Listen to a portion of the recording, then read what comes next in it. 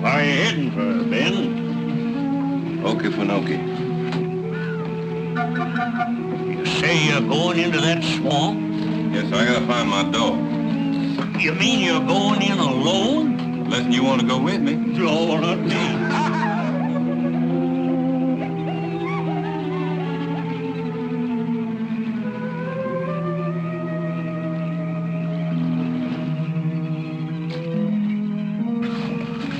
I know how come you could make it out in this swamp without no gun or nothing.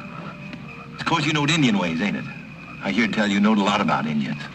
I used to hunt with a half-breed before my trouble. Indians know the heap of things, Ben. They buried their dogs with them 'cause they figured a dog had a soul just like a man's. I don't see no sense in a thing like that. You say a dog is dead when he dies. I don't see how come that should be. Don't he breathe like you, and ain't he got a heart and feelings and a heap of sense?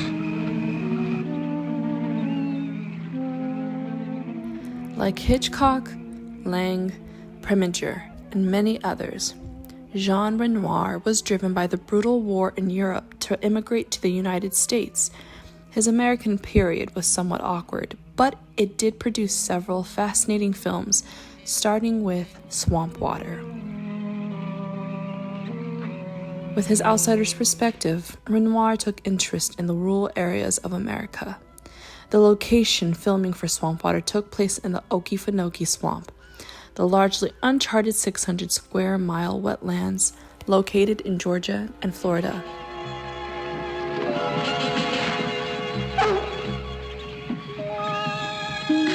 Hey, Pablo, come back here! When his dog Trouble gets lost while hunting, Ben plans to make a one-man expedition into the swamp to find him. His family and neighbors all warn him against this because the treacherous Okefenokee has a reputation for swallowing up people without a trace. You be careful and keep clear of that swamp. How am I going to keep clear of Okefenokee, Sheriff? That's where my dog is.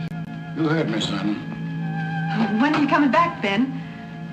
When I find that fool dog, Miss Hannah. You be back here by tomorrow night and keep clear of that swamp like I told you. My goodness, you look like a thundercloud. Oh, I just had a big fight with my father.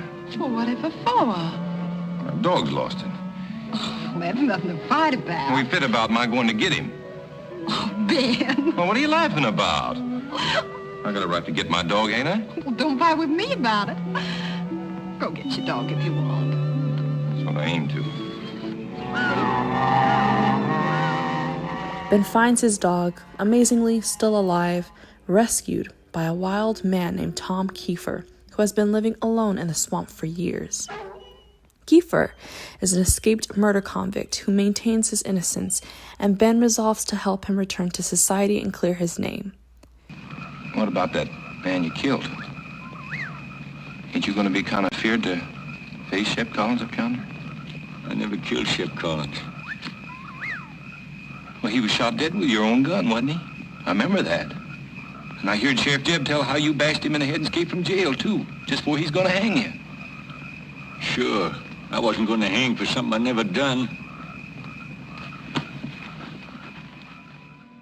From its opening shot of a makeshift totem warning all to stay out of the swamp, the film's tone is established as one of danger and foreboding. Within the first few minutes, we see a shop owner pay two men a bottle of whiskey to put a litter of kittens into a sack and drown them. Oh, doggone that she house cat. Seems like she throws a litter every time I turn my back. Say, Marty, I'll tell you what we'll do. Huh? You give us a bottle of that red whiskey, and Bud and me'll put all them cats in one sack and take them down and throw them in the creek for you on our way home. Sure will. Kiefer's daughter, Julie, tries to save at least one of the kittens, but fails. Give him the cat, you. This is a hard world where people and animals alike have no reason to expect justice or compassion. Go away now. Go away, Jackie. Go away and don't never come back no more. Don't go away. Go away. Leave me alone.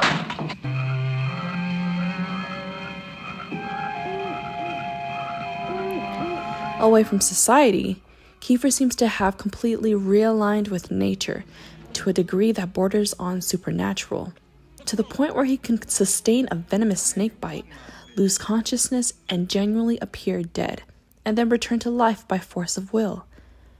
But he not only survives, he seems content, even philosophical. I sort of stayed to bury you. Looked like I worked all night for nothing. You got some kind of snake cure? I just make up my mind to get well and think hard on it and maybe do a little praying. I bet I've been caught in mouth bit a dozen times. Oh, Tim! Hurry! I'm thinking, get me out of here! Kiefer's ability to absorb or resist the hungry violence of nature is contrasted with numerous instances of the swamp devouring those who don't respect it.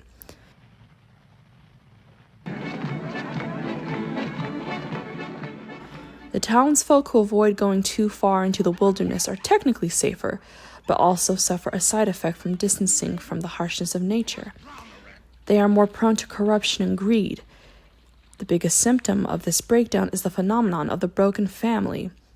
In exile, Kiefer is unable to look after his free-spirited but lonely daughter, a role that Ben attempts to fill.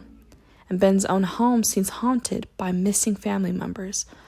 Only his quasi-estranged father remains, along with his more sympathetic second wife, Ben's stepmother. You took your time about it. No, sir. I'd come back as soon as I could. Please don't go this way. He'll get over it. You ought to see I gotta do it, Miss Hannah. They'd right for you to go. Your father needs you, Ben. Despite the adversity he faces from both man and nature, Ben ultimately proves himself the best kind of hero. Not someone who kills bad guys, but whose inherent ethics and intelligence allows him to help those he cares about. He finds an ideal balance between civilization and the survival instincts he hones thanks to his closest to nature, and which are sharpened by his encounter with Kiefer. I know Tom Kiefer. I know he couldn't commit no murder. But you could. And so could Bud and Tim Dawson. Well, you're crazy, Ben. I wouldn't kill a kitten. No, well, maybe you didn't. But now I'm beginning to see the light. I'm just now beginning to understand why them Dawsons is always standing up for you. And why you're always trailing around after their heels. No, Ben. There ain't nothing like that. You're wrong, Ben. You're wrong. No, I'm not wrong, Jesse. You killed him. Well, the Dawsons done it and you seen him. That's it. Renoir was known as one of the most humanist filmmakers, and Swamp Water, along with his later rural American film The Southerner, demonstrate his belief in the dignity of man, which overrides borders erected by church and state. Take a look at this here skeeter trying to get his sticker into my hide. Ain't he got life in him just like me? Not now, he ain't. You ain't killed him. His life's just gone somewhere else. The film ends with an incredibly moving gesture. A story that began with a litter of kittens being drowned now ends with Kiefer, brought back from the wild, gently patting Trouble on the head, the dog he'd rescued in the heart of the swamp.